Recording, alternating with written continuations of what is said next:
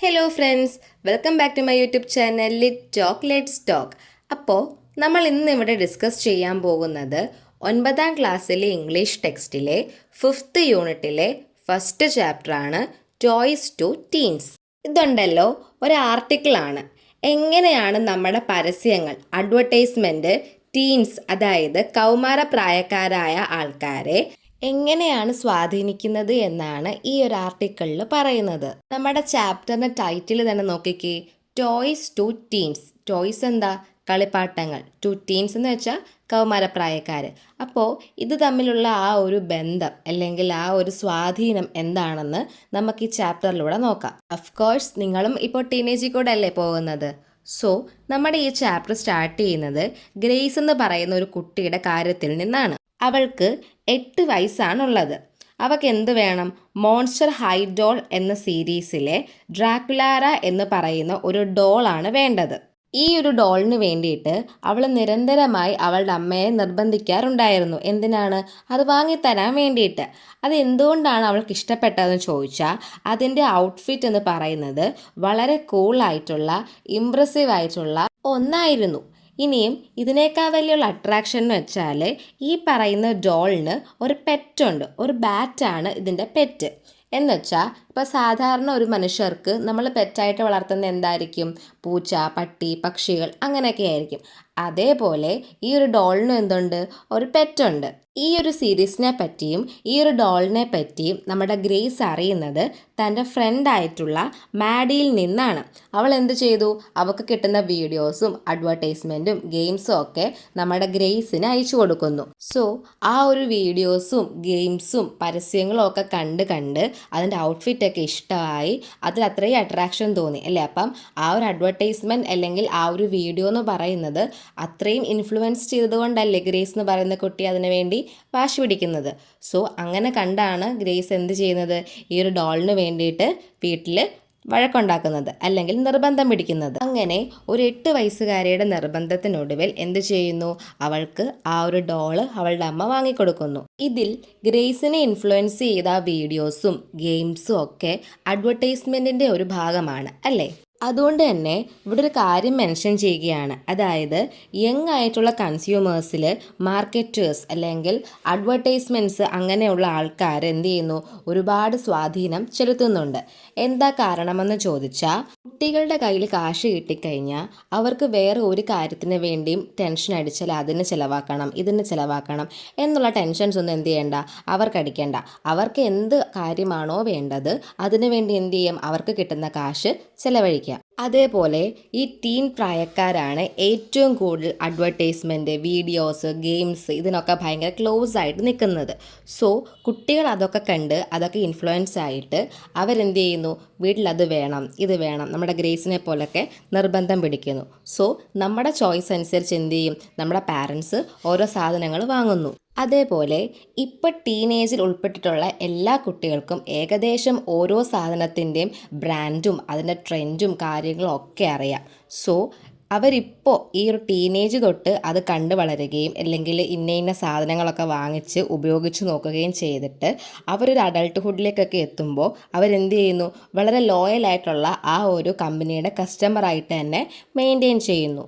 എന്ന് വെച്ചാൽ for example ഇപ്പം നമുക്ക് ഏതെങ്കിലും ബ്രാൻഡിൻ്റെ ഏതെങ്കിലും ഒരു പ്രോഡക്റ്റ് ഇഷ്ടമാണ്, അത് നമുക്ക് യൂസ്ഫുൾ ആണെന്ന് നമുക്ക് തോന്നിക്കഴിഞ്ഞാൽ നമ്മൾ എന്ത് ചെയ്യും?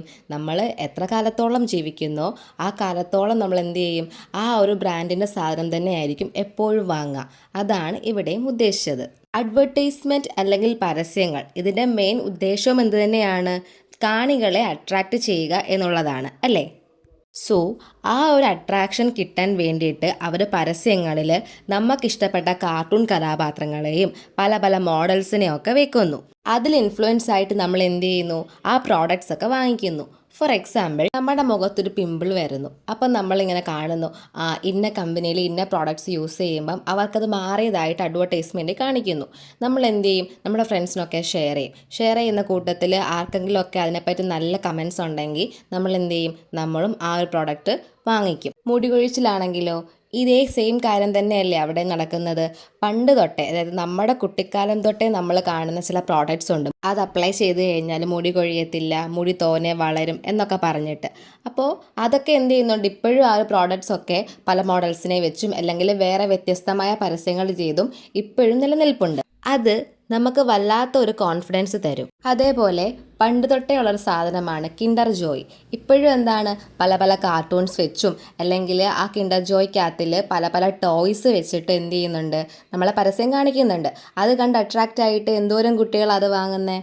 അത് തന്നെയാണ് ഇവിടെ ഉദ്ദേശിച്ചത്. നമ്മൾ കാണികളെ അല്ലെ കുട്ടികളെ അല്ലെ ടീനേജേഴ്സിനെ ഇൻഫ്ലുവൻസ് ചെയ്യാൻ വേണ്ടിയിട്ട് പലതരം കാർട്ടൂൺസിനും അല്ലെങ്കിൽ മോഡൽസിനെയും ഒക്കെ വെച്ചിട്ട് എന്ത് ചെയ്യുന്നത്, പരസ്യം ചെയ്യുന്നത്. ഇതേപോലെ വേറൊരു ചർച്ചാ വിഷയമാണ് നമ്മുടെ ടീനേജേഴ്സിൻ്റെ ഇടയിൽ പലതരം പ്രോഡക്ട്സിൻ്റെ ബ്രാൻഡിനെ പറ്റി, ട്രെൻഡ്സിനെ പറ്റിയൊക്കെ എന്ത് ചെയ്യുന്നുണ്ട്, ചർച്ച ചെയ്യുന്നുണ്ട്.